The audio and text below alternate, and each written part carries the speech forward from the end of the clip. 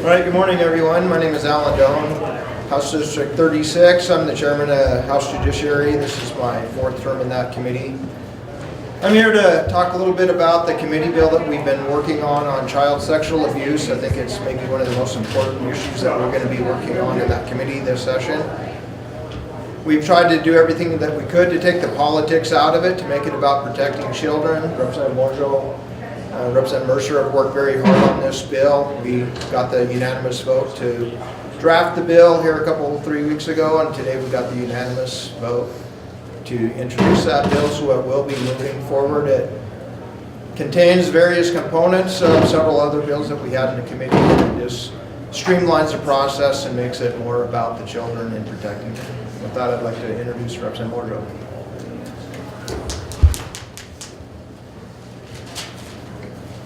Thank you, Representative Doane.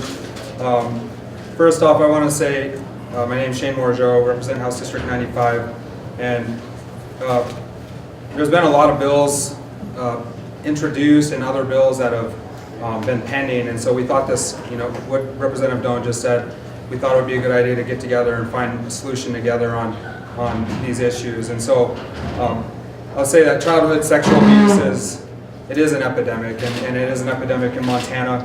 And I don't think you can turn on the news or open a newspaper or log on to Facebook without seeing a new case of childhood sexual abuse or abuse having come to light here in Montana. Day after day, week after week, children are being sexually abused in our state and all across the country. Montana has an opportunity to review how our laws protect victims of childhood sexual abuse and where we can improve the laws this legislative session. We know that the average reporting age for childhood sexual abuse is well into adulthood, with an average reporting age of 52 and a median of 48 years old. Mental health professionals now have a much better understanding of delayed reporting, much more so today than they have in the past. And when a child is sexually abused, it's virtually impossible for them to promptly come forward about the abuse. These children are often intimidated by their abusers, often embarrassed, and they feel guilt for having been abused. They often turn to substance abuse and try and cope. They often repress the memories of their sexual abuse until they are capable of processing what actually happened to them, oftentimes well into adulthood. So prompt reporting of childhood sexual abuse is simply not the reality that a child victim lives in.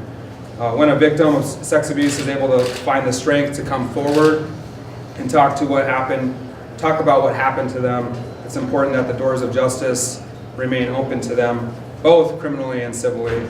And as has been said before, there should be no clock on justice. So with that in mind, the House Judiciary Committee decided that it was an important enough issue to put together a committee bill together, which addresses all of these issues. I've been proud to work on this committee bill with Representative Doane, Representative Moore, Wagner, Representative Holman, Dudick, Representative Dunwell, Representative Mercer, and all of our committee members on the Judiciary Committee. As I think we all believe that's an important subject matter that's of extreme importance in Montana. So we know that several child protection and statute of limitations bills have been introduced this session, as I mentioned. Representative Dunwell's bill to fully lift the criminal statute of limitations for childhood sexual abuse was integrated into the committee bill, and her bill language remains unchanged.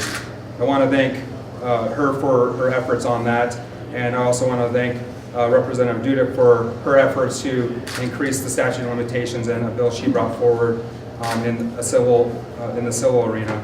When I introduced House Bill 202, the objective was to originally fully repeal the civil statute of limitations for childhood sex abuse, as has been done in several other states across the country, with more and more states lifting the statute of limitations for childhood sex abuse every legislative session. Despite those efforts, we weren't able to get a full repeal this session and get a full repeal included into the legislation, but I think we found an area where we could, in compromise, move a bill that works toward an extension of the civil statute of limitations to be as closely aligned as possible with science of delayed reporting of childhood sex abuse. So since, as I mentioned earlier, the average reporting age is 52, that originally wasn't something that was a non-starter. And then ultimately what we landed on was tripling the current statute of limitations from 3 years to 9 years. So now the language references age 27. And since 27 is a full 25 years behind the average reporting age, that was a difficult thing to do, but I did hear out my colleagues from all the different various perspectives on why we wanted to pursue that, and I heard those concerns, and I feel like moving forward with a bill that helps victims today was something that we needed to move forward on. So in addition to the committee bill, an individual still can pursue within 3 years of reasonable discovery when they connect the sex abuse and identify their injury. That still remains intact.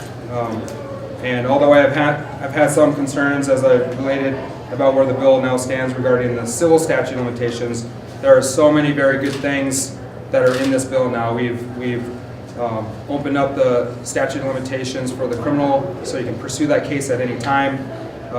We now have ramped up the mandatory reporting language to hopefully catch these perpetrators early on so that they can't prey on young kids. And so we're doing our best to try and find solutions to address this situation all across the board. In the civil statute also, a very important piece of that was if someone later admits, if someone has missed the statute of limitations and they later admit that they've abused or been convicted, there is a 2-year window for the survivor to pursue a claim. And an admission can be in writing, it can be a statement, a public statement, or a criminal conviction. Further, as I mentioned, mandatory reporting revisions, which help ensure the agencies are working together, sharing the information whenever there's a report of childhood sex abuse.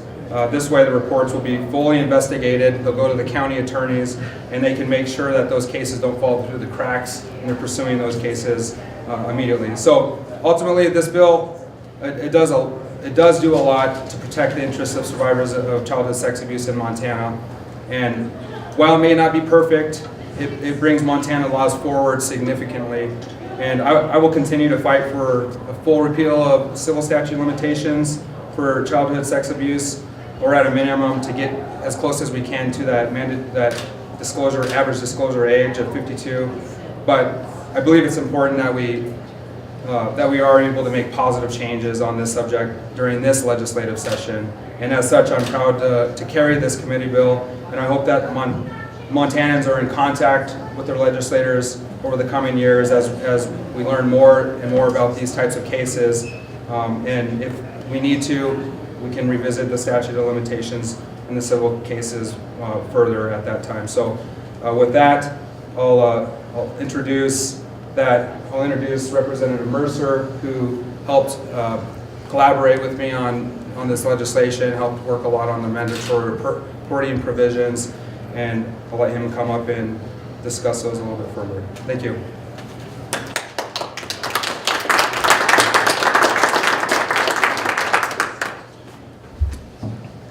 Thanks, Representative Morigeau. I want to thank Speaker HERTZ and Chairman Doane.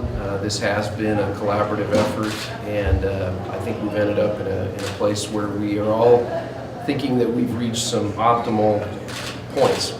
The guiding principle here is, how is it that we can have an effective response when sexual abuse occurs? That's been the motivation to say we need to ensure that an investigation is undertaken. We need to ensure that a prosecution is undertaken in the event that there is proof of child sexual abuse. And we need to do everything we can to ensure that those predators are then locked up.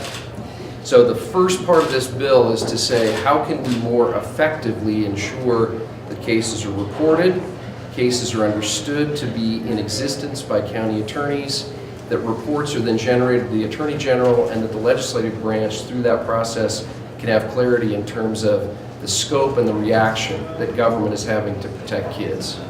And so that was, obviously, every time we have a predator that is not intercepted through an effective investigation, there is an extremely high risk that there will be another victim, and another victim, and another victim.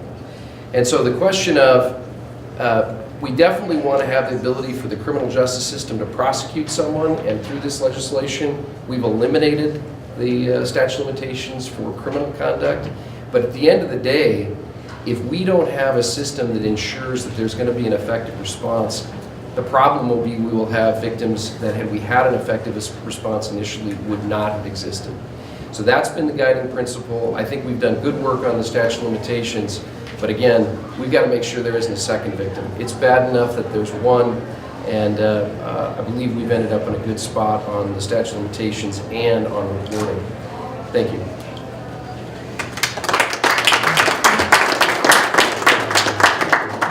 I'd like to thank again Chairman Doane and members of the Judiciary Committee and other members in both chambers who worked very hard on this bill and shown how we can come together as a legislature and work on these tough issues facing the state of Montana. And with that, I'll open up to any questions you might have for these representatives working directly on the bill. I just have a question, just to clarify on the civil statute of limitations. So it remains 3 years after the discovering of the abuse in adulthood, and also it increases from 9 years of the incident occurring, correct? I almost said Mr. Chair. We had 25 bills this morning, and yeah, muscle memory. So yes, we've increased. The original statute of limitations said it was 3 years from occurrence, and it was delayed. You were deemed incompetent until the age of 18, so it would actually start. It would go in after 18, 3 years, so it would have been 21. You'd have to bring from the occurrence if you were under the age of 18.